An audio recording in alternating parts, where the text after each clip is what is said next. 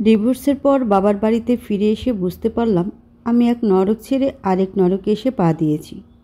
পাষণ্ড স্বামীর কবল থেকে রক্ষা পেলেও আরেক ভয়ার্ত পরিবেশ যে আমার জন্য অপেক্ষা করছিল তা আর আমার জানা ছিল কই। যদি জানতাম ডিভোর্সে ফিরে আসা মেয়ের জন্য তার বাপের বাড়ি নরক সমান, তাহলে হয়তো এই জীবন শেষ করে দিতাম সেখানেই, পা বাড়াতাম না নিজের বাপের বাড়ির দিকে।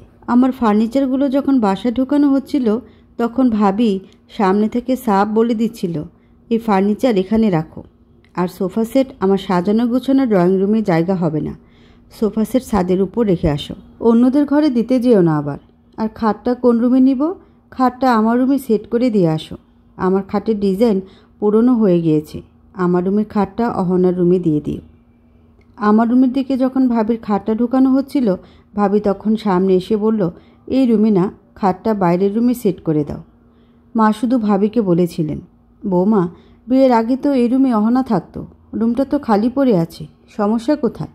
ভাবি মায়ের দিকে তেড়ে এসে বলল, এই রুমে মাঝে মধ্যে আমার বাপ ভাই আসলে তারা থাকে, রুমে সব কিছু গুছিয়ে রাখা, এই রুম এখন আবার নষ্ট করতে যাব কেন? বাইরের রুম খালি পড়ে আছে, অহনা সেখানেই থাকবে। আর দেখেন মা, আপনার অন্য ভাতিজা বউদেরও নিজের রুমের সাথে ছোট করে আরেকটা রুম আছে, আমার এতদিন ছিল না এমন না, অহনা ছিল তাই কিছু বলিনি, সে চলে গেলে তো আমারই হবে, কিন্তু কে জানতো সে যে চলে যাবে না, বরং চলে গিয়েও আবার উড়ে এসে জুড়ে বসবে এই কথা। ভাবির কথা শুনে আমি একদম নিস্তব্ধ বনে গেলাম। আমি আর মাকে কিছু বলতে দেইনি, শক্ত করে মায়ের হাতটা ধরি, শুধু ভেতরে ভেতরে চাপা কষ্ট চেপে রেখেছিলাম নিজের ভেতরে। আজ যে রুম ভাবি তার রুম বলে দাবি করছে, একসময় সেই রুমটা আমার ছিল। আমার সাজানো গোছানো রুমের চার দেয়ালের ভেতর সাজানো ছিল আমার স্বপ্ন, আমার পৃথিবী। ভাইয়া যখন বিয়ে করলো তখন বাড়ির বউয়ের জন্য বাড়ির মেয়ে তার রুম ছেড়ে দিল, আমি পাশের রুমে শিফট হলাম। আর আজ যখন ভাগ্যের পরিহাসে আমি নতুন করে ফিরে এলাম এই বাড়িতে, তখন আমার সেই ছোট রুমটায় আমার জায়গা হলো না, জায়গা হলো বাইরের রুমে। নিয়তি বলে সব মেনে নিয়েছি আমি। মেয়ের ডিভোর্স হওয়ার পর বাপের বাড়িতে ফিরে আসার প্রথম গঞ্জনা আমি শুরুতেই পেয়েছিলাম। খাবার খেতে বসেছি দুপুরে। বড় চাচা, ছোট চাচা চাচি, চাচাতো ভাই, ভাইয়ের ছেলে মেয়ে সবাই ছিল টেবিলে। আমিও এক পাশের চেয়ারে বসেছিলাম। চাচা এসে বললেন, অহনা তুমি পাশের চেয়ারে চলে যাও, এখানে রাকিব বসবে, কিছু মনে করো না, জানোই তো মা রাকিব কেমন, তার এই একরোখা স্বভাব যায় না এখনও, চলে আসবে এক্ষুনি দোকান থেকে। আরে আরে এই দেখো তারা চলেও এসেছে। আমি উঠে অন্য চেয়ারে বসলাম। ভাইয়া দোকান থেকে এলো সেই সময়, রাকিবও এলো। রাকিব আমার পাশের চেয়ারটায় বসলো গিয়ে। আমি ভাইয়াকে কেমন আছো জিজ্ঞেস করবে এর আগেই সে আমাকে পাশ কাটিয়ে তার রুমে ঢুকে গেল। একবার আমাকে জিজ্ঞেসও করলো না আমি কেমন আছি। বাবা ভাইয়াকে ডেকে বলল, জারিফ অহনাকে নিয়ে এসেছি, ফার্নিচারও নিয়ে এসেছি, সব কাবিনের টাকা তোর অ্যাকাউন্টে ডিপোজিট করে দিয়েছে তারা। ভাইয়া রুমের ভেতর থেকে জবাব দিল, নিয়ে এসেছো ভালো কথা, কাবিনের টাকায় ওর ভরণ পোষণ হবে? এখন বলো তোমার মেয়েকে সব কিছু গোছগাছ করে কাজে মন দিতে, বাড়ির কাজেও হাত লাগাতে, বসে বসে থাকলে তো আর চলবে না এভাবে। ভালোর জন্য বিয়ে দিয়েছিলাম, এখন আবার আমার ঘাড়ে এসে চাপবে এটা আমার জানা ছিল না।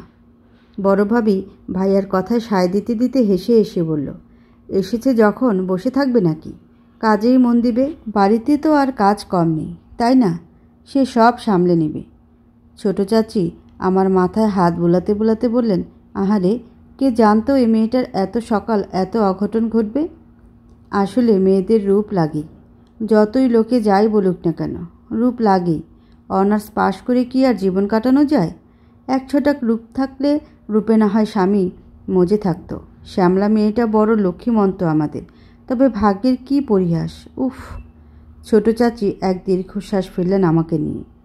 ভাইয়ার মুখ থেকে সেই কথাগুলো শোনার পর আর চাচিদের আমাকে নিয়ে উপহাসের পর আমি আর এক মুহূর্ত বসে থাকতে পারলাম না সেখানে। টেবিল থেকে উঠে গেলাম। এক লোকমা ভাত মুখের ভেতরে ছিল, শত চেষ্টাতেও ভাত ভেতরে নিতে পারলাম না।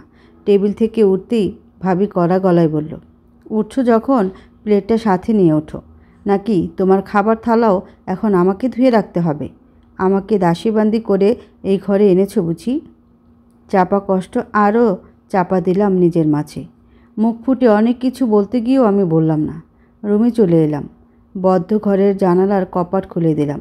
বিধাতা আমার কপালে কেন এত দুঃখ রেখেছেন? আমি তো কারোর কোনো ক্ষতি করিনি, কারোর কোনো অনিষ্ট করিনি।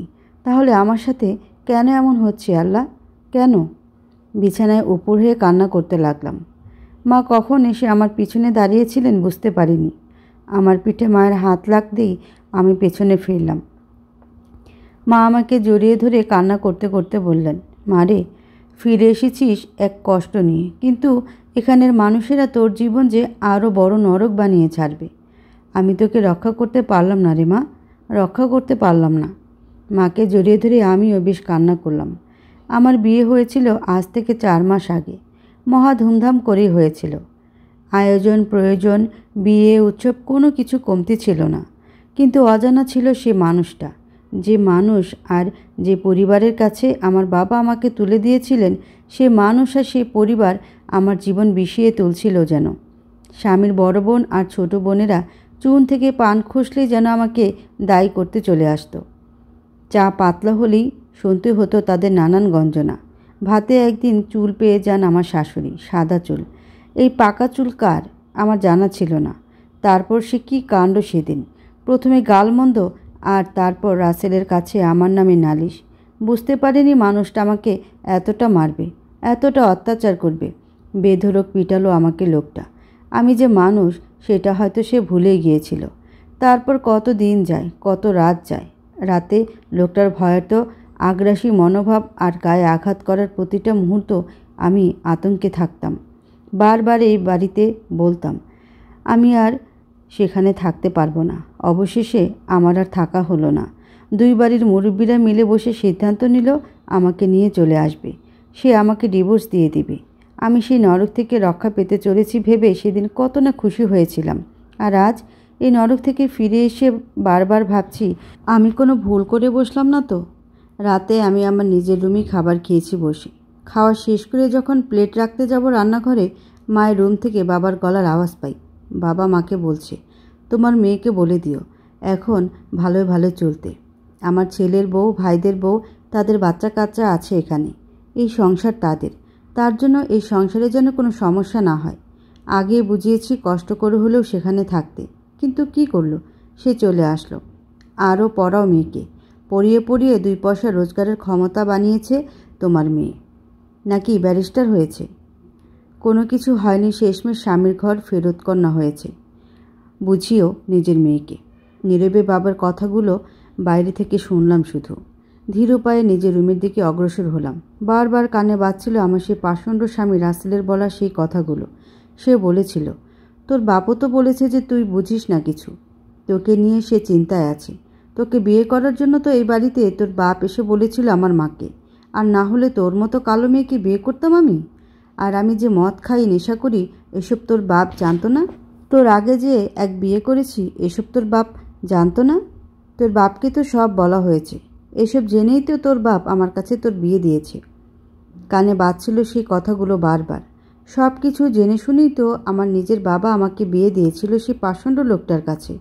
সব জেনে শুনেই তো সে ঠেলে দিয়েছিল আমাকে নরক জীবনে। আর আজ সেই লোকটাই আমাকে অপবাদ দিচ্ছে। আমার নিজের বাবা আমাকে অপবাদ দিচ্ছে। তোমার মেয়ে ডিভোর্স হয়ে ফিরে এসেছে বাড়িতে, এর দায় এখন কে নিবে? এর দায় এখন আমার মেয়েদের উপর এসে পড়বে। নিজের কথা না হোক, নিজের চাচাতো বোনদের কথা তো ভাবা উচিত ছিল তোমার মেয়েটার। নাকি এইটাও আমি ভুল বলছি ভাবি? আর কত নিজের মেয়ের দোষ ঢাকবা? মেয়েকে পড়ালেখা করিয়েছ নিজের গর্জে। দেখো এখন মেয়ে ঠিকমতো ঘর সংসার করতে পারলো না। আমি আমার মেয়েকে আর পড়াচ্ছি না। এসএসসি পাশ করেছি, এটাই অনেক। আমি তার বাবাকে বলে রেখেছি, তুমিও জানো, কয়েকজনকে বলে রেখেছি পাত্রের খোঁজ করতে। এখন কোনো পাত্র আসবে বাড়িতে? তাহলে কি আমার মেয়েটা সেখানে মরে যাওয়া ভালো ছিল? সব কিছু সয়ে সয়ে মরে গেলে বোধহয় তোমরা সবাই খুশি হতা, তাই না? ভাবি পাশ থেকে বলল, মরে তো যায়নি। বড় চাচি মায়ের কথায় জবাব দিতে গিয়ে বললেন, মেয়ের মরা উচিত ছিল। মেয়েদের জানিয়ে রাখা উচিত বিয়ের পর স্বামীর ঘরই সব। ভালো হলে ভালো, মন্দে হলে মন্দ, সব কপালের দাবি মেনে নিয়ে থাকতে হয়। আমি যে পাশে দাঁড়ানো ছিলাম সেটা সবাই খেয়াল করেছিল। আমাকে শুনিয়ে শুনিয়ে যে কথাগুলো বলছিল সবাই, আমিও তা আন্দাজ করতে পারছিলাম। আমি ফিরে চলে আসতে যাচ্ছিলাম। ভাবি আমাকে ডাক দিল পেছন থেকে। ডাক দিয়ে বলল, অহনা, পেঁয়াজগুলো কেটে দাও তো। একা হাতে এত বড় সংসার সামলাতে সামলাতে নিজে কখন যে মরে যাব বাপু জানি না। আর এভাবে লুকিয়ে লুকিয়ে না দেখে ঘরের কাজে হাত লাগালেই তো পারো। এসেছো যখন, তখন কাজের কাজ কিছুতে অন্তত লাগো। বড় চাচি ভাবির সাথে মিলিয়ে বলতে লাগলো, এখন তো আবার অহনার মা সেদে সেদে মেয়ের পক্ষ নিতে আসবে। এ আর নতুন কি, দেখো মেয়ের কাণ্ড কি দাঁড়ায়। মা আমার দিকে চাইলেন, আমি মায়ের দিকে চাইলাম। মা অনেক কিছু বলতে চাচ্ছিলেন, আমি বুঝতে পেরেছি, কিন্তু মা কিছুই বললেন না। আমি একটা বটি এনে পেঁয়াজ কাটতে বসলাম। চাচাতো ভাইয়ের বউ এসে ফ্যান বন্ধ করে দিয়ে বলল, পেঁয়াজ ফ্যান বন্ধ করে কাটো আপা, না হলে পুরো ঘরে পেঁয়াজের ঝাঁজ ছড়িয়ে যাবে। আমি গরমে ঘেমে এক বোল পেঁয়াজ কেটে দিলাম। পেঁয়াজ কেটে দিয়ে এসে নিজের বিছানায় গা হেলিয়ে দিলাম। শত চেষ্টাতেও আমার চোখ দিয়ে পানি বের হলো না। চোখের সামনে ভেসে উঠল সেদিনের কথা। বউ ভাতের পরের দিন আমি যখন রাসেলের বাড়িতে মাছ কাটছিলাম, মাছ কাটার অনুষ্ঠানে তখন আশেপাশের বাড়ির বৌঝিয়েরা ছিল, আর আমি মাছ কাটতে এদিক সেদিক করছিলাম। রাসেলের মা সবাইকে শুনিয়ে শুনিয়ে বলছিলেন, দেখি হাওরের বড় কাতলা মাছ কেমন সামাল দাও, তাতে বোঝা যাবে তুমি কেমন। পাশ থেকে কে একজন বলে বসলো তখন, হাড়ির এক ভাত টিপলে অন্য ভাতের খবর পাওয়া যায়। দেখি আজ নতুন বউ কেমন কাটে, গোড়ায় গলদ করলে তো সবসময় গলদ। সবার কথা শুনে আমি কেমন জানি ভরকে গেলাম। মাছের মাথায় বটি বসালাম ঠিকই, কিন্তু বটিতে মাছ যেন আর আগাচ্ছে না, কোথা জানি আটকে আছে। অনেক কষ্টে যখন মাছটার মাথা শরীর থেকে আলাদা করলাম, তারপর দেখলাম মাথার দিকে তেরছাভাবে 4 আঙ্গুল সমান মাছ হবে থেকে গিয়েছে। তখন রাসেলের মা আমার হাত থেকে বটি আর মাছ নিয়ে মাছের মাথা সবার দিকে দেখিয়ে অন্যদের সামনে শুনিয়ে শুনিয়ে বলছিলেন, এই হলো তার আসল অবস্থা। এসব মাছ কোনোদিন খেয়েছে নাকি? খেলে তো বুঝতো এর আসল কদর। দেখো আমার 4000-এর মাছ পুরোপুরি নষ্ট করে ছাড়ল। আশেপাশের সবাই আমাকে নিয়ে হাসাহাসি করলো। মেতে উঠল এক অনন্য হাসির মাতোয়ারায়। আমি সেই রাতে এক মুহূর্তের জন্য ঘুমাইনি। অপমান আর অন্যায়ভাবে কথা শোনানোর সেই রাত আমি কখনো ভুলতে পারবো না। কিন্তু আজ যা হলো, কিছুক্ষণ আগে ভরা রান্নাঘরে। তারপরও আমার কষ্ট লাগছে না কেন? কেন আমি সব শুয়ে যাচ্ছি একদম নীরবে? আলগোছে নিজেকে আলাদা করে নিচ্ছি দুনিয়া থেকে। লাবণী আমার রুমে আসলো, আমার পাশে বসে বলল, আপু আমার চুলে বিলি কেটে দাও তো। কতদিন হয় বিলি কেটে দেয় না কেউ জানো? মায়ের মাথায় এক নতুন ভূত চেপেছে এখন। আমাকে বিয়ে দেবে বলো। আমার এখন বিয়ের বয়স, মাত্র এসএসসি পাশ করলাম। মানলাম আমি প্লাস পাইনি, কিন্তু খারাপও তো করিনি। 4.56 কি খুব বেশি খারাপ আপু বলো? আমি বোনটার মাথায় হাত বিলি দিতে দিতে বললাম, কেন খারাপ হতে যাবে কেন? তাহলে আমাকে যে বলে বিয়ে দিয়ে দিবে, করবি না? রাজি হবি না তুই? বিয়ে করার একটা বয়স লাগে, এই বয়সের আগে বিয়ে করা ঠিক না। ধর শুধু 18 না, এর জন্য প্রয়োজন মানসিক পরিপক্কতা। মানসিক পরিপক্কতা যদি কারো চলে আসে তাহলে সে বিয়ের জন্য না করে না, কিন্তু তুই না করছিস, এর মানে তোর এখনও সেই মানসিক পরিপক্কতা আসেনি। আমার জানা ছিল না আমার ভাবি আমার রুমের দরজায় দাঁড়ানো ছিল। আমি যেই না কথাটা বলবো, ভাবি রুমে এসে ঢুকে গড় গড় করে হাত ছেড়ে সবাইকে ডাক দিতে লাগলো আর বলতে লাগলো আমাকে উদ্দেশ্য করে, নিজে ঘর করতে পারেনি যে মেয়ে, সে আবার আরেক মেয়েকে ফন্দি শেখাচ্ছে, বিয়ে না করার পরামর্শ দিচ্ছে। এসব করে কি লাভ হবে অহনা? নিজে ঘর করতে পারলে না, এই জন্য এত হিংসা, এত আগুন তোমার মনে? এখন নিজের বোনের উপর নজর? ভাবির ডাক হাঁকে সবাই এসে জড়ো হলো আমার রুমে। চাচি ভাবির কথাগুলো শুনে আমাকে বলতে লাগলেন, লাবণী তোর আপন বোন না হতে পারে অহনা, কিন্তু সে তোর চাচাতো বোন, এই বাড়ির মেয়ে। তোর সাথে সে হেসে খেলে বড় হয়েছে। কোথায় তুই নিজের ভুলের জন্য চুপ থাকবি, লুকিয়ে থাকবি, নিজেকে আড়াল করে রাখবি তা না, তুই তোর বোনের উপর এমন কুবুদ্ধি দিচ্ছিস। আমি কুবুদ্ধি দিচ্ছি? আমার কথাটা শেষ করার আগেই ছোট চাচি বললেন, দেখো দেখো, এখন আবার মুখে মুখে কথা বলা হচ্ছে। এমনি এমনি অহনা তোর জামাইয়ের ঘর করার সৌভাগ্য হয়নি, তোকে সে এমনি এমনি তালাক দেয়নি। যে মেয়ে ডিভোর্সের পর এমন মুখবাজ কথা শোনা যায় বাপের বাড়িতে এসে, সে মেয়ের আগে কী হতে পারে তা আমি আন্দাজ করতেই পারছি। এসব বলে আর কী লাভ চাচি, বলল আমার ভাবি। আমি আর চুপ রইলাম না। আমি মুখ ফুটে বলে বসলাম, আমি কোনো ভুল কিছু বলিনি চাচি। আর ভাবি, তুমি যেভাবে বাড়ির সবাইকে এখানে এনেছো আর সবাইকে এসে বলে বেড়াচ্ছ, আমি কি ভুল করেছি? ভুল করেছি এইটা যে আমি এ বাড়িতে ফিরে এসেছি, আর একটা সদ্য ইন্টার পড়ুয়া মেয়েকে তোমরা বিয়ে দিয়ে দিবা। যে মেয়েটার সামনে এত এত স্বপ্ন, এত এত আশা ভরপুর আছে, তাকে বিয়ে দিয়ে দিবা? আমার কথাগুলো শেষ হওয়ার আগে চাচির নাকি সুরে কান্নার ভঙ্গিমা ধরে এক নাগারে বলে যেতে লাগলেন, আল্লাহ গো, এই মেয়েটা আমার মেয়ের শত্রু হয়ে দাঁড়ালো। আমি কোন পাপ করেছি আল্লাহ, যার ফল তুমি এই দিচ্ছ আমাকে? কেন চাচি, পাপ করবেন কেন? আপনি নিজে লাবণীকে জিজ্ঞেস করেন সে বিয়ে করবে কি না। লাবণী আমার পাশ থেকে মিনমিন গলায় বলল, আপু, তুমি বলে দিও তাদের আমি বিয়ে করব না। শেষ, আমার মেয়ের মাথা খাওয়া শেষ। ভাবি, কোথায় আছো তুমি? কোথায়? এসে দেখে যাও, তোমার মেয়ে নিজে ঘর সংসার করতে পারেনি, এখন আবার আমার মেয়েরও ঘর সংসার হতে দিবে না। ছোট চাচির ছোট মেয়ে বর্ষা এসে বলল, চাচি বাথরুমে আছেন, গোছলে। ছোট চাচি তার মেয়েকে ধমকে সুরে বললেন, এখানে কি করিস তুই? এসব শুনতে তোকে কে বলেছে? ওসবের ছায়াও মারানো নিষেধ, আর তুই কি না এসব শুনছিস দাঁড়িয়ে দাঁড়িয়ে? আল্লাহ জানে এ মেয়েটার কত কিছু দেখাবে আমাদের। যা ভাগ। বর্ষা চলে যাওয়ার সাথে সাথে গড় গড় করে বাবা রুমে এলেন। এসে আমাকে করুণ সুরে বললেন, এখন আর অশান্তির কারণ হতে যাস না হোনা। আমাদের এই ভাইদের সংসারে এখন তুই এক নতুন অশান্তি নিয়ে এলি। সবসময় তোর এই জেদ, এই না বুঝে চলা, নিজেকে গুরুত্ব দেওয়া বিষয়গুলো অশান্তি ছাড়া শান্তি এনে দেয়নি। বাবা কথাগুলো বলে রুম থেকে বের হয়ে গেলেন। ভাবি রুম থেকে যাওয়ার সময় বলে গেল, শোনো, কাল আমার বাপের বাড়ির লোকজন আসবে। কাজকর্ম অনেক পড়ে আছে। আমার বোনের নতুন বিয়ে হয়েছে, তার দাওয়াত। উঠে এসে একবার জানালার গ্রিলগুলোও ঝেড়ে দিও। ছোট চাচি বললেন, জানালার গ্রিল মুছলে কি রান্না হয়ে যাবে? এত মানুষের রান্না কি আমি একা করব বৌমা? হাত না লাগালে? একা কেন চাচি, অহনা আছে না? অহনা, এক কাজ করো, তাড়াতাড়ি গ্রিল মুছে রান্নাঘরে চলে যাও। ছোট চাচি আর ভাবি রুম থেকে বের হলেন। বড় চাচি রুম থেকে বের হওয়ার সময় লাবণীর হাত ধরে নিয়ে বের হলেন। মিনমিন করে বললেন, এই রুমের দিকে তোকে যদি আর কখনো দেখেছি তো আমার একদিন কি তোর একদিন। সেদিন রাতে বাড়িতে চেয়ারম্যান চাচা আসেন। বাড়ির পুরুষ সবাই খাবার খেতে বসে।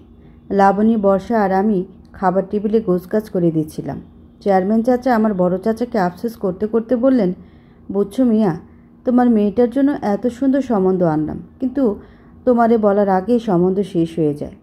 বড় চাচা চোখ বড় বড় করে চেয়ারম্যান চাচাকে জিজ্ঞেস করলেন, কিসের সম্বন্ধ? আর কি শেষ হয়ে যায় ভাই সাহেব, আমি তো কিছুই বুঝতে পারছি না। আরে বুঝবা, তোমার মেয়ে লাবণীর জন্য ছেলে খুঁজছো না? আমাকেও তো বলেছিল।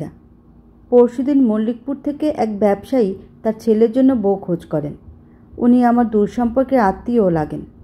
ভালো জমি জমা, ভালো ঘর, দোকানপাট, ব্যবসা বাণিজ্য সব আছে। আমি আর 2-4 না ভেবেই তোমার মেয়ের কথা বলি যে এখানে একটা মেয়ে আছে, সুন্দর, দেখতে ভালো, কাজে কর্মেও পটু। তারা আমার কাছ থেকে সুন্দর মতো সব তথ্য নিয়ে বাহির হয়। পরের দিন শুনি না, তারা রাজি না। আমার ওই আত্মীয়কে পরে জিজ্ঞেস করেছি অবশ্য না করার কারণ কি। মেয়ে সুন্দর বংশ, ভালো কুমারী, তাহলে সমস্যা কোথায়? তিনি বললেন, মেয়ের বড় বোন একটা তালাক নিয়ে চলে এসেছে। এখন বলুন, এই সমাজে এই সময় তালাকের মতো ঘটনা তো আর মানুষ স্বাভাবিকভাবে নিতে পারে না। চেয়ারম্যান চাচা তারপর আমার দিকে তাকিয়ে বললেন, মারে, কষ্ট করে থেকে যেতে পারতা। আসছো কেন ফিরে? নিজে তো কোনো কিছু বুঝলা না, তারপর এসে কি করলা এখন? নিজের ছোট ছোট বোনগুলোর জীবন নষ্ট করতে লাগলা। তোমার কারণে তাদের জীবন নষ্ট হবে, এমনটা তো মানা যায় না। চাচা, এভাবে বলছেন কেন? আপার এখানে দোষ কী ছিল? আর বিয়ে কার কোথায় কিভাবে হবে সেগুলো তো আল্লাহ ঠিক করে দেন। এখানে আমাদের হাতে তো কিছু নাই। কথাগুলো বলে উঠল আমার চাচাতো ভাই রাকিবকে পাশ থেকে আমার বড় ভাই ধমকে সুরে বলল, বড়রা কথা বলছে, এর মাঝখানে তোকে কথা বলতে বলেছে কে? চুপ থাক। রাকিব চুপ করে গেল। চেয়ারম্যান চাচা যাওয়ার পর বড় চাচির সে কি কাণ্ড! সম্ভব হলে সে আমাকে একদম শেষ করে দিবে এমন। মা এসে সামনে দাঁড়ালো। চাচি তার পরও নাছর বান্দা। চাচি বলতে লাগলো, এই মেয়ের হাবভাব আমার আগেও ভালো লাগতো না, এখনও ভালো দেখায় না। যখন স্কুলে ছিল কত নারিং বিরিং করতো, এই করতো সেই করতো, আর আজ সংসার করেনি। এই মেয়ে, তুই সংসার না করলে তোর কোনো কিছু যায় আসে না। এখন কেন এসবের দায় আমার মেয়ের উপরে পড়বে? কেন এসব আমাকে ভোগ করতে হবে? চাচি তারপর মায়ের সামনে গিয়ে মাকে বললেন, ভাবি, কথা বললে তো আমি খারাপই ভালো। কারোর নজরে আমি ভালো হতে চাই না। আমার মেয়েটার জীবন যেন তোমার মেয়ের জন্য এখন নষ্ট না হয়। আমি সহ্য করতে পারবো না আমার মেয়ের জীবনের সাথে যদি কিছু হয়। ভরা মহল থেকে আমি উঠে আমার রুমে চলে গেলাম। যাওয়ার সময় শুনতে পেলাম আমার ভাবি পেছন থেকে জোর গলায় বলছে, মহারানীকে এখন ঘরে খাবার দিয়ে আসতে হবে বুঝি? এখানে দাসীবান্দি পুষে রেখেছেন মনে হয়। যখন রাগ উঠল গড় গড় করে বের হয়ে গেলেন, আর যখন ইচ্ছে হলো জামাইকে তালাক দিয়ে চলে এলেন, তাই তো?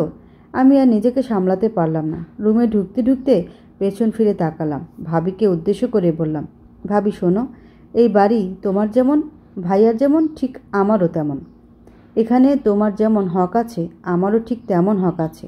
আর হকের বেলায় আইনি হক দেখাতে হলে হয়তো কিছু অংশে তোমার চেয়ে আমার হক আরও বেশি। এসব কেমন করে কথা বলা হচ্ছে নিজের ভাবির সাথে অহনা? বললেন আমার ভাই। আমি বললাম, কেন ভাইয়া? কথাগুলো শুনতে খুব অসুন্দর দেখাচ্ছে, কানে বাজছে, কিন্তু আমি তো মিথ্যা বলিনি। দিনের মাঝে প্রতিটা মুহূর্ত আমাকে আমার অবস্থা বুঝিয়ে দিতে হবে না। আমি জানি, আমি মানি, আমি আমার জামাইয়ের তালাক পাওয়া মেয়ে। আমি সেই ঘরে কোন কষ্টে কোন অবস্থায় ছিলাম সেটা একমাত্র আমি জানি। কই কেউ এসে বললা না একবার আমি এখন কেমন আছি? কেউ এসে একবার আমার ভেতরের দুঃখ দেখতে চাইলা না? কেন ভেতরের দুঃখ দেখা যায় না? এজন্য অন্তর লাগে। আর বাইরের দুঃখ দেখবা সবাই, দেখবা। এই দেখো আমার কোণের নিচ থেকে বাহু পর্যন্ত ছেলা। এই দেখো আমার পায়ের আঙ্গুলের কি অবস্থা। এই দেখো চোখের নিচে কালো গোল গোল রক্তচাপ। এর চেয়ে বেশি আর তোমাদের দেখাতে পারবো না। আর চাচি, তোমার কাছে আমি লজ্জিত, আমি অপরাধী। আমার কারণেই তোমার মেয়ের আজ এসব হচ্ছে। যদি সম্ভব হয় আমাকে আমার ভাতের সাথে বিষ মিশিয়ে মেরে ফেলো, আমি না হয় মরেই যাই। তারপর এক কলঙ্ক মিটবে যে না, তালাক করা মেয়েটা আর বেঁচে নেই। আত্মহত্যা আমি করব না, এই ভয় পেও না কখনো। আর ভাবি, আবারও বলছি, হকের বেলা যদি আসে আমি এই বাড়িতে আমার হক এক ছটাকও ছাড়ব না। কথাগুলো প্রায় এক নাগারে বলেই আমি আমার রুমে ঢুকে গেলাম।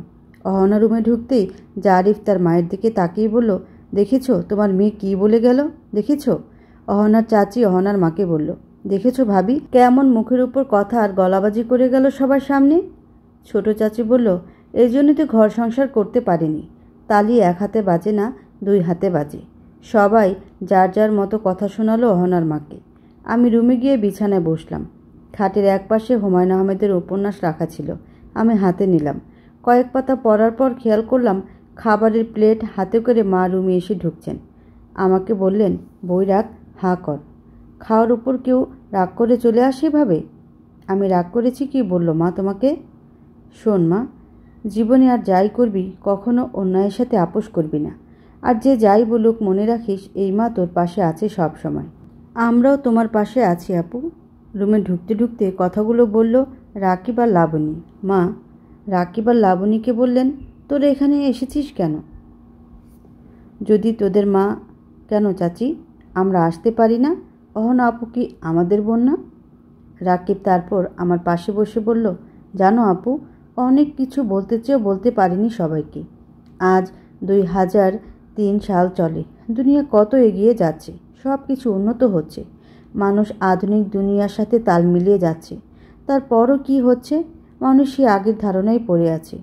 একটা মানুষ বিয়ের পর ভালো লাগেনি বলেনি সে চলে আসবে, সিম্পল।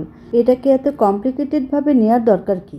লাবণী আমাকে জড়িয়ে ধরে বলল, আপু আমি বিয়ে করব না, আমাকে বিয়ে থেকে বাঁচাও, আমি পড়তে চাই। রাকিব তার বোনের মাথায় হাত রেখে বলল, আমি আছি না, ভাই থাকতে বোনের কোনো অসুবিধা হবে না। তোমাকেও বলছি আপু, আমি আছি না, কোনো চিন্তা করো না। আমি রাকিব আর লাবণীকে বললাম, তোরা আছিস বলেই তো আমি শক্তি পাচ্ছি রে ভাই বোনেরা। মা বললেন, আমি আমার সব স্বপ্ন, সব ইচ্ছা, সব বাসনা ত্যাগ করেছি শুধুমাত্র নারী হয়ে জন্ম নেওয়ার কারণে। এই একই কারণে আমার মেয়ের যেন ভোগান্তি পেতে না হয়। মনে রাখিস মা, দুনিয়া যদি তোর বিরুদ্ধে চলে যায় আর একজন মানুষও যদি তোর পক্ষে না পাস, তবুও এই মাকে তোর পাশে পাবি। নারীর জন্য নারীদের এগিয়ে আসতে হবে। আর কতকাল এমন গঞ্জনা, এমন কথার শিকার হতে হবে? আর কতকাল? অহো, তাহলে মেয়েকে প্রতিবাদ শেখানো হচ্ছে এখন? প্রতিবাদ? ঘরের মাঝে প্রতিবাদ? কথাগুলো বলতে বলতে রুমে ঢুকে অহনার বাবা। অহনার মায়ের চুল ধরে টান দিলেন একটা। ভয়ার্ত আগ্রাসী চেহারা তার। এই যেন কোনো এক অঘটন ঘটিয়ে ফেলবেন এমন। মায়ের চুল ধরে টান দিতেই আমি বাবার হাত ধরে বসলাম। বাবা আমার দিকে অগ্নিশর্মা চোখে তাকালো। আমি বাবার থেকে মাকে ছাড়িয়ে নিলাম। মা একপাশে মাথা নিচু করে দাঁড়িয়ে কান্না করছেন আর কাঁপছেন। আমি মাকে ধরলাম গিয়ে। বুঝতে পারলাম সামনে ভাতিজা দাঁড়ানো, আর তার সামনে বাবা মাকে এভাবে চুল ধরে টান দেওয়ায় মায়ের লেগেছে খুব।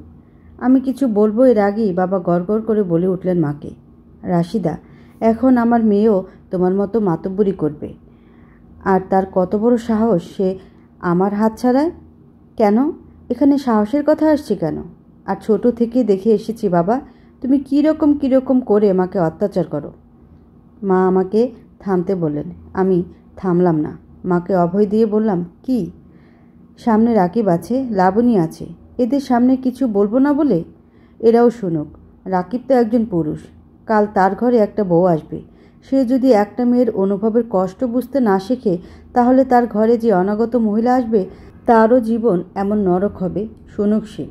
তারপর মাকে একপাশে রেখে বাবাকে বললাম, এতদিন এত বছর আমি কোনো কথা বলিনি, মুখ ফুটে কোনো ও শব্দটাও করিনি, কিন্তু আজ যখন সময় এসেছে তখন আর আমি চুপ করে থাকার নয়। চাচিরা চলে এলেন আমার হাঁক ডাক শুনে। বড় চাচি আমাকে ধরে বুঝিয়ে শুনিয়ে বলতে লাগলেন, দেখো মা, এভাবে বাবার সাথে কথা বলে না কেউ। মানুষজন কি বলবে? এখন চুপ করো। ওর মানুষজন কি ভাববে এই ভাবার ফুরসত আছে? এসব থাকলে সে এই বাড়িতেই ফিরে আসতো না। এখন আবার নতুন কাণ্ড ঘটাচ্ছে এসে। কথাগুলো মাঝখান থেকে আমার ভাইয়া জারিফ বলল। আমি তার সামনে গিয়ে বললাম, ভাইয়া, তোমার লজ্জা করে না? একটা পুরুষ হয়ে আরেকটা পুরুষ কাউকে দিনের পর দিন, রাতের পর রাত মুখে হাতে নির্যাতন করেই যাচ্ছে। এসব দেখেও তোমার লজ্জা করে না? ঘৃণা লাগে তোমার উপর? চোখের সামনে এতদিন দেখনি আমাদের মাকে আমাদের বাবার কথা কাজে হাতে নির্যাতিত হতে হচ্ছে।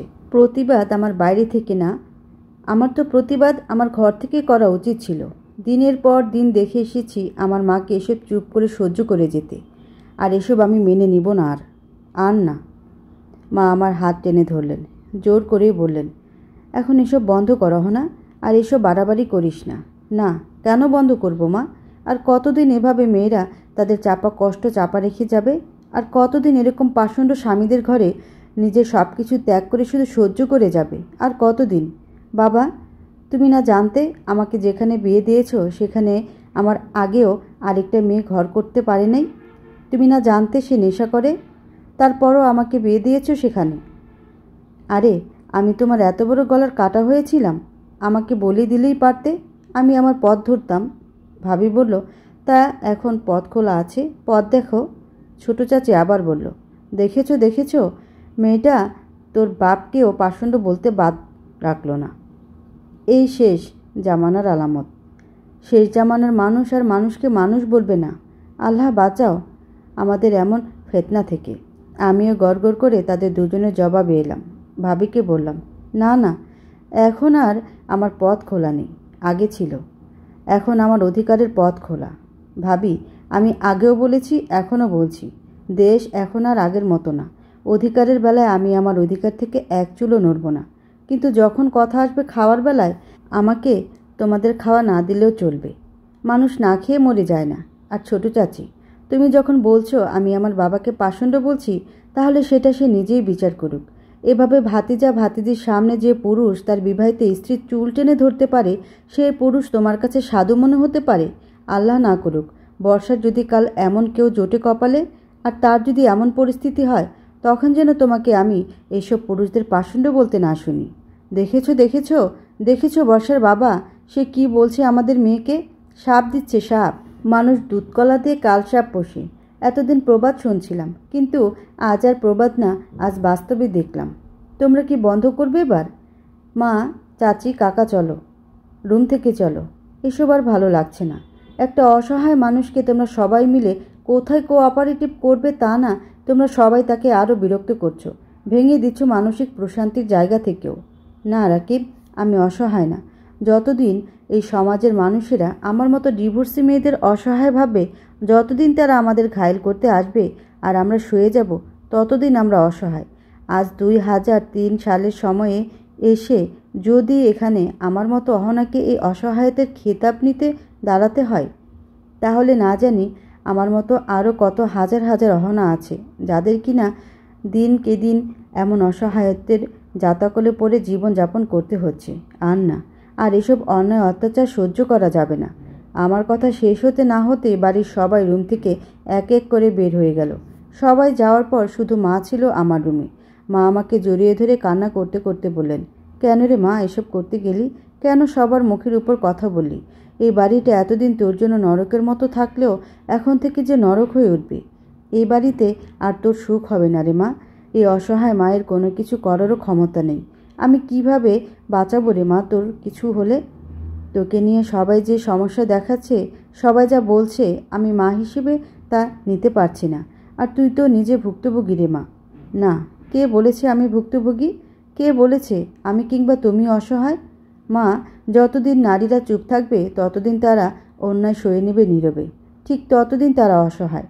আর যেদিন থেকে আমি তুমি কথা বলা শুরু করব, সেদিন থেকে আর আমরা অসহায় নাই। দেখবে মা, একদিন করে সবাই কথা বলা শিখে যাবে। এই যে আজ বড় চাচি, ছোট চাচি, ভাবি কত কথা শুনিয়ে গেল আমাকে, দেখবে কথাগুলো একদিন না একদিন তাদের বোধশক্তি জাগিয়ে তুলবে। তাদেরকে আচ্ছাদিত করে নিবে প্রতিবাদের মায়াজালে। দেখে নিও তুমি, শুধু সময়ের অপেক্ষা মাত্র। পরের দিন সকালে ঘুম থেকে উঠে দেখি ভিন্ন দৃশ্য। আমি বারান্দায় বসে বসে গল্পের বই পড়ছিলাম। পাশে লাবণী বর্ষা ছিল। ছোট চাচি এসে মাকে ডাক দিয়ে ফিসফিস করে বলছেন, বৌমা দেখি আলাদা রান্না করে, বিষয় কি? আমি তো কোনো কিছু বুঝতে পারছি না। বাঁধাকপি দেখলাম ছোট একটা কাটলো, কেটে আবার হাঁড়িতে বসিয়েও দিল। এখন আবার ভাতও চড়িয়েছে ছোট হাঁড়িতে। তুমি কি কিছু জানো? মা গিয়ে ভাবিকে জিজ্ঞেস করলেন, এসব রান্নাবান্না ছোট ছোট হাঁড়িতে সে করছে কেন? ভাবি জবাব দিল, বুঝতেই তো পারছেন, আমি বাপু আর এসব বড় ঘরের ঝামেলা নিয়ে চলতে পারবো না। ঝামেলা নিয়ে চলতে পারবা না মানে? কিসের ঝামেলা? কে তোমাকে ঝামেলা দিল? ভাইয়া চলে এলো রান্নাঘরে। মাকে বলল, মা, আজ থেকে আমরা আলাদা খাবো। তোমরা তোমাদের খেয়েও সবাই একসাথে। আমি আর তিনি আজ থেকে আলাদা, সব কিছু আলাদা। আলাদা মানে? ভাবি বলল, আজ আমার 2টা বাচ্চা আছে। এখন তারা ছোট, কাল যখন তারা বড় হবে তখন কি শিখবে? আপনার মেয়ের কাছ থেকে এমন মুখের উপর কথা বলা, কাজের মধ্যে অকাজ করা, স্বামীর ঘর ছেড়ে চলে আসা। আপনি আপনার মেয়ের ভবিষ্যৎ নিয়ে চিন্তিত নাও হতে পারেন, কিন্তু আমি আমার সন্তানের ভবিষ্যৎ নিয়ে সচেতন। আমি কোনোভাবেই তাদেরকে এই বেড়াজালে পড়তে দেব না। মা ভাইয়ার দিকে তাকালেন। আমি বুঝতে পারছিলাম ভাইয়ার দিকে মায়ের এই তাকানোটা কতটা অসহায় ছিল। আমি ভাইয়ার নজরের দিকেও তাকালাম। ভাইয়া বলল আবার, আমরা আলাদা খাবো দুজনে। ভাইয়া কথাটা বলছিল ঠিকই, কিন্তু নজর মেলাতে পারছিল না মায়ের দিকে। মা ভাইয়ার কাছে গেলেন, ভাইয়ার 2 হাত ধরে বললেন, তুই আলাদা খাবি? মায়ের কাঁপা কাঁপা ঠোঁট আর শরীর দেখে আমি ভয় পেয়ে গিয়েছিলাম। ভাইয়া তার হাত মায়ের থেকে ছাড়িয়ে নিল। আধা কদম পেছনে গিয়ে ভাবিকে বলল, ভাত হয়ে গেলে আমাকে রুমে দিয়ে এসো তিন্নি, আমি দোকানে যাব। মা ফিরে তাকালো ভাবির দিকে। ভাবি বলতে লাগলো ভাইয়াকে, সবাইকে বলে দিও আমার পথে কাটা হয়ে না আসতে। আমি আমার একা একা সব কিছু সামলে নিব, আমার কাউকে দরকার হবে না। মায়ের অবসন্ন মলিন মুখ দেখে আমার মনে হচ্ছিল বারবার আমার মা যেন তার সব ভরসা, সব শক্তি যেন খেয়ে বসেছেন। আমি মায়ের পাশে গিয়ে দাঁড়ালাম। বড় চাচি মাকে বললেন, নিজের পেটের ছেলে চলে যেতে চাইছি, এখন তুমি দেখো কাকে ছেড়ে কাকে ধরবা? ছেলেকে ধরবা নাকি এই মেয়ের জন্য নিজের ছেলেকে হারাবা, সংসার হারাবা? রাতে ভাইয়া বাসায় আসার পর সবাই একসাথে ড্রয়িং রুমে বসে। বড় চাচা, ছোট চাচাও বসে। বাড়ির সবাই এসে জড়ো হয়। বাবা ভাইয়াকে সামনে বসিয়ে জিজ্ঞেস করতে যাবে এর আগেই ভাবি বাবাকে বলে, আব্বা, আপনি আর বোঝাতে যায়েন না কিছু আপনার ছেলেকে। সব কিছু মেনে নিব, কিন্তু এই বড় সংসারের আর ঝামেলা মেনে নিতে পারবো না। রোজ রোজ আপনার মেয়েকে নিয়ে ঝামেলা কাল আমার উপর আসবে। আজ বাদে কাল আপনারা মারা যাবেন, তখনও এই আপদ আমার উপর চলে আসবে। আমি এসব আপদ নিয়ে চলতে পারবো না। আমি তোমাকে বলেছি ভাবি, আমি তোমার উপর পড়ে থাকব। আমার আসার মাত্র 2 দিন হলো, এর ভেতরে আমি তোমার জন্য বিপদ হয়ে গেলাম। কি বলছো তুমি এসব? আমি কি করেছি তোমার সাথে? দেখছেন সবাই কেমন ব্যবহার করছে মেয়েটা। এমন করলে শুধু নিজের ভাই না, নিজের চাচা চাচিরাও তোমার সাথে থাকতে পারবে না। তার উপর কি ব্যবহার! সবার সামনে এমন ব্যবহার করার জন্যই তো সংসার টিকেনি তোমার। বড় চাচি কথাগুলো বললেন সবার সামনে। বাবাকে ভাইয়া সরাসরি বলল, আমরা আলাদা খাবো বাবা, কোনো কিছু ভাগ বাটোয়ারা আমার চাই না। আমি শুধু একলা খেতে চাই। বর্ষ অসুস্থ, সে এসব পারবে না। তার উপর তোমার মেয়ে যা যা করছে, এসব সামলাতে গেলে বর্ষার মানসিক চাপ পড়বে। তার চেয়ে বরং আমাকে ও বর্ষাকে আমাদের মতো চলতে দাও। তোমরা তোমাদের মতো চলো। মা বললেন, বাবারে মনে আছে তোর?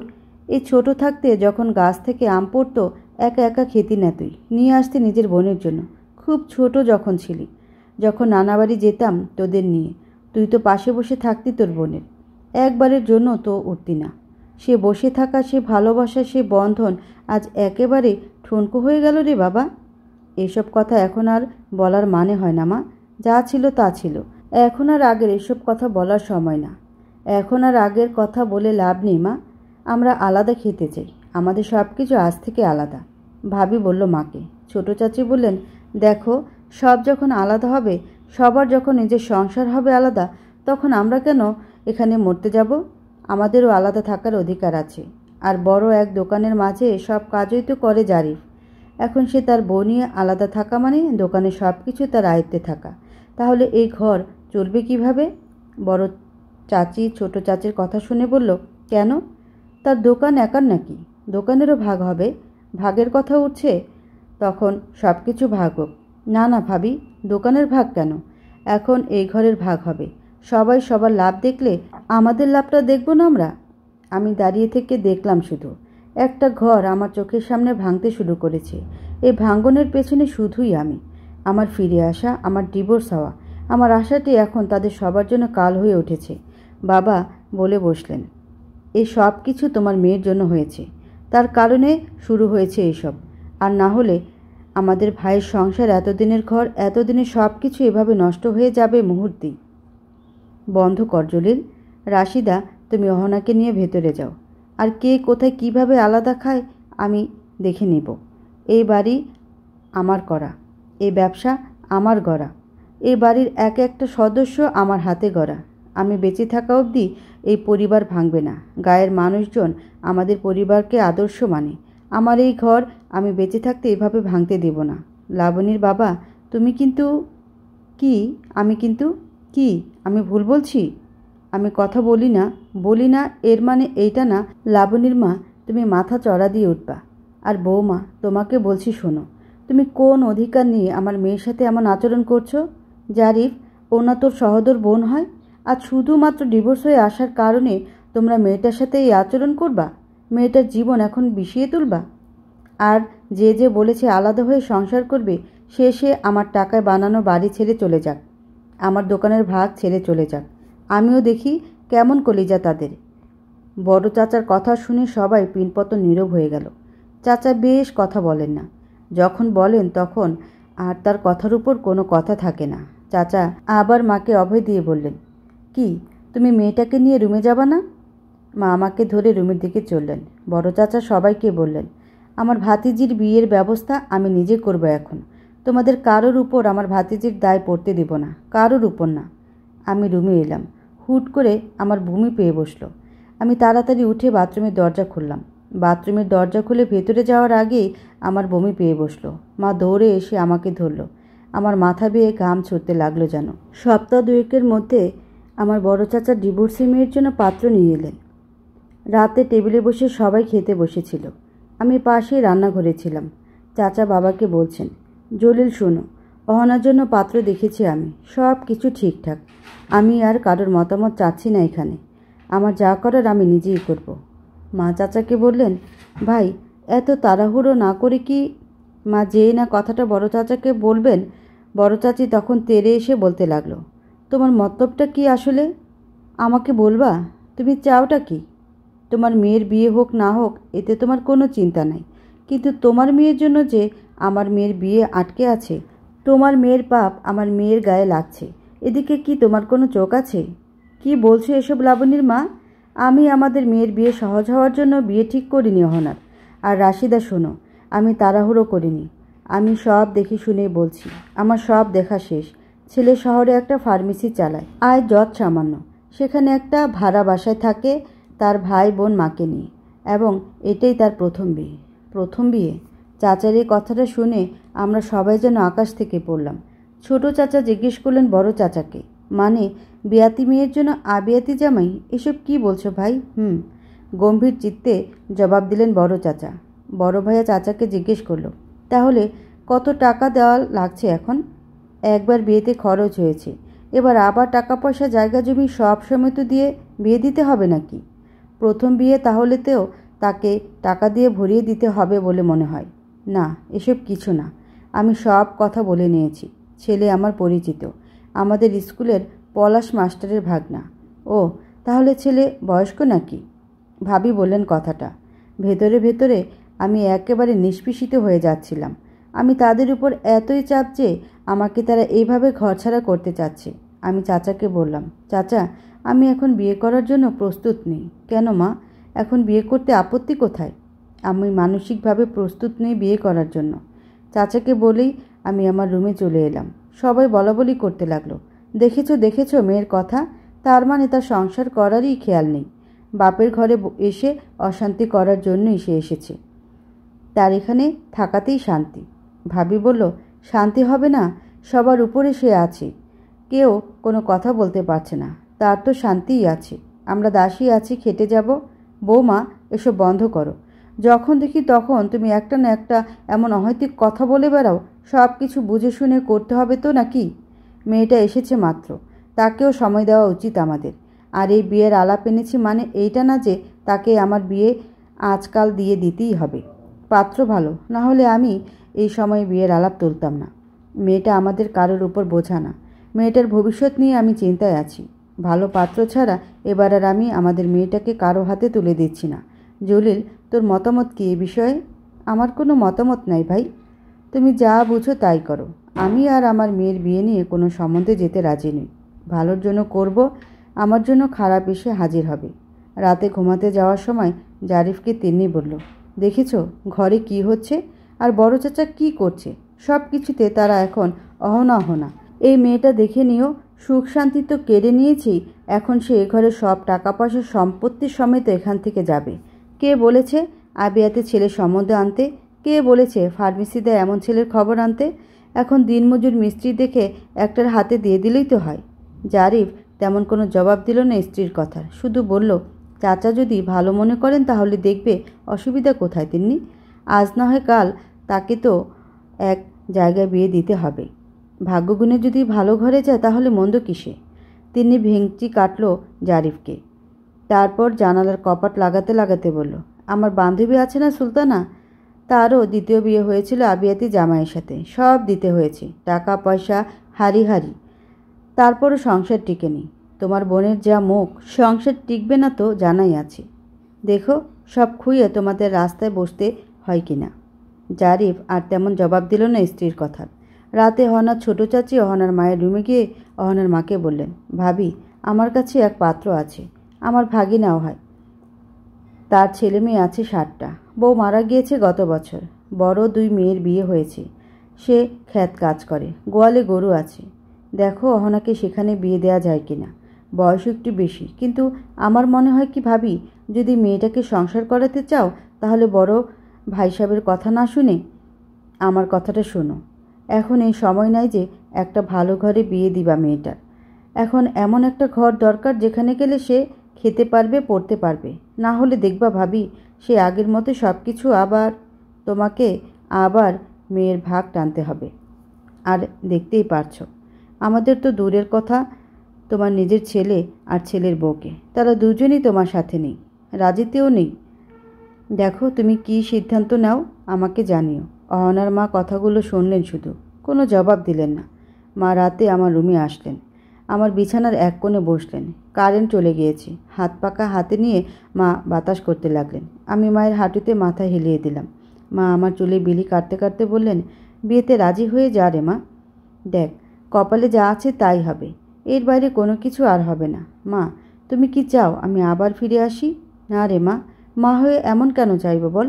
তুই সুখে থাক, শান্তিতে থাক, এইটাই আমার চাওয়া। এর চেয়ে বড় কোনো চাওয়া আমার নেই। খক খক করে কাশের আওয়াজ শুনে আমি বসলাম উঠে খাটে। চার্জার লাইটের আলোতে দেখলাম বড় চাচা এসে ঢুকছেন রুমে। মা উঠে দাঁড়ালেন। চাচা মাকে বললেন, বসো রাশিদা, তোমাকে পেয়েছি, ভালো হয়েছে। কথাগুলো তোমাদের দুজনের সাথে বলা উচিত আমার। আমি যে খাবার টেবিলে বলেছি অহনার জন্য বিয়ে ঠিক করেছি, সেই বিয়ের ব্যাপারেই আমি কথা বলতে এসেছি।